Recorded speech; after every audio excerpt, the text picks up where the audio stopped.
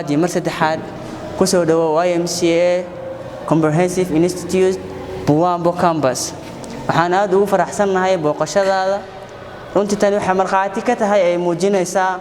ka warqabka iyo sida uu dhiiran tahay inaad ka warqabto ardayda Soomaaliyeed ee ku sugan dalka Uganda meel waliba ay joogan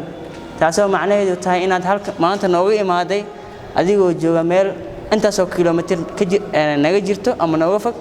aan noogu imaaday inaad ogaato xogteena sida uu noolnahay waxbarashadeena iyo caqabadaha aan kala kulano halkan waxaa markaa salaamayaa gudoomiyaha ardayda qaramada midoobay oo mar dhow la soo magacaabay walaalkeena Cabdulqaadir Fiidka hay kullee yani alxamdulillah ardayda meesha ka bartaan kamid ahay waxaan leeyahay walaalay Soomaaliyeed waxaan leenahay marka qurbaa joogno aadan isku jecelnahay wadankeena markaan ku laabanana aadan isku jeclaano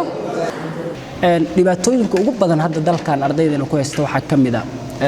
qabyaaladii oo inta dalkii kala soo tagno qurbihii la nimid runtii waa wax laga wanaagsan yahay insha Allah waxaan isku dayaynaa in sida ugu macquulsan ugu shaqeyno sidii ardayda Soomaaliyeed runtii arintaasi looga wacyi gelin lahaa waa dareemi kartaa marka dalkaagii aad ka maqan tahay oo dal kale aad joogtid qofka Soomaaliyeed ee shalay aad dalkii ku nacbanaada qofka ugu jeceshahay oo dadka kale kaaga sokeeya